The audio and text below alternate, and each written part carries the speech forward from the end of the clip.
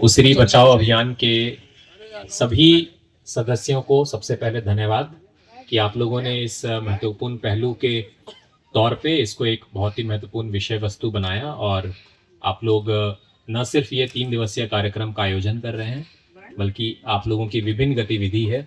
जो साल भर चलते रहती है, जो हम लोगों को बहुत ही प्रोत्साहित करती है। हम लोग पूर्व के दिनों में आप लोगों के साथ में कुछ वृक्षारोपण के कार्यक्रम में जुड़े थे, उसमें भी हम लोगों ने संकल्प लिया था। साथ ही आप लोगों को भी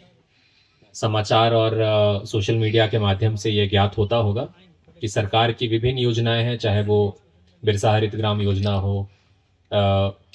अगर नदी से संबंधित अगर बात करें तो जो नदी या जो भी नाला है, मनरेगा के तहत में नाला का रिजनरेशन का काम है जो नीलांबर पीतांबर जल समृद्धि योजना से संबंधित है। नेचुरल रिसोर्स मैनेजमेंट के तहत में बहुत सारी चीज़ें हैं जो हमारे वाटर बॉडीज़ के रिजनरेशन या सुदृढ़ीकरण के लिए बनाई गई हैं। आज ही हम लोगों ने जो किसान मेला और प्रदर्शनी जो लगा था उसमें हम लोगों ने काफ़ी किसानों से बात किया और हम लोगों ने ये देखा कि कैसे नई तकनीक आ गई है। लेकिन आज जो यहाँ पे चर्चा की गई उसमें ये एक हम लोग को ज्ञात होता है कि प्रकृति के द्वारा हम लोगों को जो एक पर्यावरण दिया गया है उसको नई आधुनिक तकनीक या विकास के तर्ज पे हम लोग उसको ना गंवाएं। हमारे जो पर्यावरण का जो संतुलन है, हमारा जो इकोलॉजी है, बायोडाइवर्सिटी है, आप सभी को मैं धन्यवाद देना चाहता हूँ। ये 3 दिवसीय महोत्सव तो ज़रूर हम लोग आज मना रहे हैं, आप लोग इस तरह की गतिविधि करते रहें। निश्चित ही डीएफओ सर ने जो बात कहा कि लोगों का भावनात्मक जुड़ाव इससे होना चाहिए और प्रशासन के द्वारा, सरकार के द्वारा जो भी नियम बनाए जाते हैं और उसका अनुपालन किया जाता है, लेकिन इसमें सबसे महत्वपूर्ण जो सहभागिता है और जो जिम्मेवारी है वो यहाँ के नागरिकों की है। आप लोगों ने यहाँ जो परिभाषा लिखा है उसिरी बचाओ अभियान का, ये परिभाषा बहुत ही एक्सक्लूसिव है और इसमें सभी लोग कवर हो रहे हैं, सभी लोग इसमें आमंत्रित हैं, ये सबसे खुशी की बात है। हम लोग प्रशासन की दृष्टिकोण से अगर देखा जाए तो हम लोग उस समाज को सबसे सशक्त समाज मानते हैं जहाँ की सिविल सोसाइटी जो है वो सशक्त रहे और आप लोगों के जैसे जागरूक रहे। तो आप लोग अपने लिए भी एक राउंड ऑफ एप्लॉज, ताली आप लोग खुद के लिए भी ये बजाएं। हम लोग ये ज़रूर चाहेंगे कि डीएफओ सर ने बहुत ही अच्छे टेक्निकल चीज़ें बताई, वो मेरे लिए भी बहुत ही लर्निंग एक्सपीरियंस था। आप लोग इसको तकनीकी पहलू को देखते हुए हम लोग न सिर्फ पौधारोपण बल्कि जैसे कि रिवर का अलग अलग स्टेजेस होता है, जैसे सर ने बताया कि न सिर्फ उद्गम स्थान बल्कि पूरे उसके क्षेत्र में और उसका जो भी कैचमेंट एरिया है और बाकी उससे संबंधित जितने भी लिटरेचर है उसको पढ़ते हुए हम लोग और साइंटिफिक मेथड से और वैज्ञानिक तरीके से हम लोग कैसे इसमें अपना इंटरवेंशन कर सकते हैं, अपना योगदान दे सकते हैं, ये हम लोगों का प्रयास रहना चाहिए। और हमारा ये हमेशा से मानना है कि अगर प्रशासन के साथ में सिविल सोसाइटी मिलकर इस तरह के पहल करेंगे तभी किन्हीं भी मुद्दे को और किन्हीं भी जो ऐसे अभियान है उसको सकारात्मक स्वरूप दिया जा सकता है। उसिरी बचाओ अभियान के तहत में अभी प्रारंभिक तौर पे हम लोगों ने निर्णय लिया है हमारे जिला पर्यावरण समिति के तहत में सीसीएल के द्वारा और अन्य ऑर्गेनाइजेशन के द्वारा थोड़ा इसका कुछ चेंज है, वियर और चेक डैम और साफ सफाई प्रारंभिक तौर पे ये की जा रही है,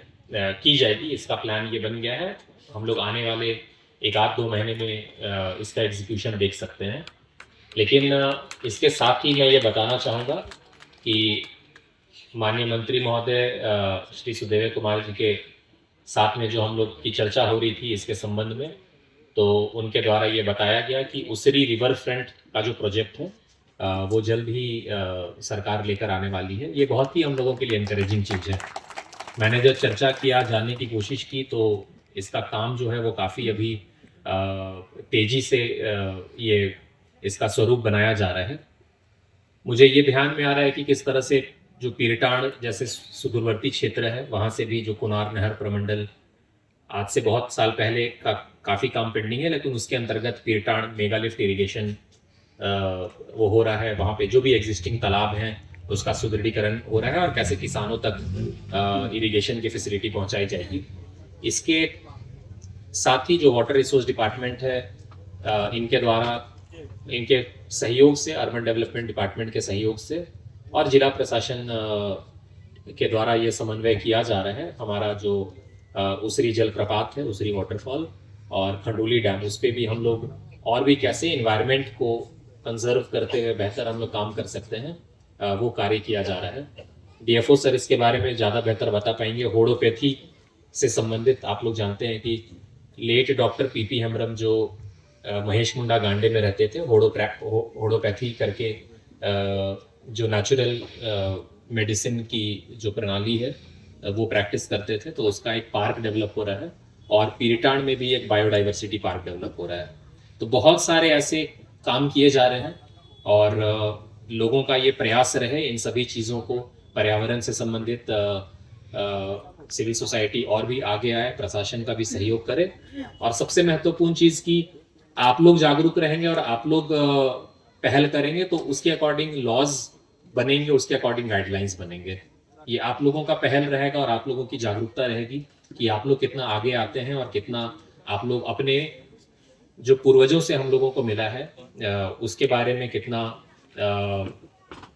हम लोगों की भावनात्मक जुड़ाव या लगाव ये है। निश्चित ही हरमू नदी की चर्चा होती है, उसमें कई सारे प्रोजेक्ट्स किए गए, लेकिन जहाँ तक उसकी बात जो फलाफल ये देखा गया, कहीं ना कहीं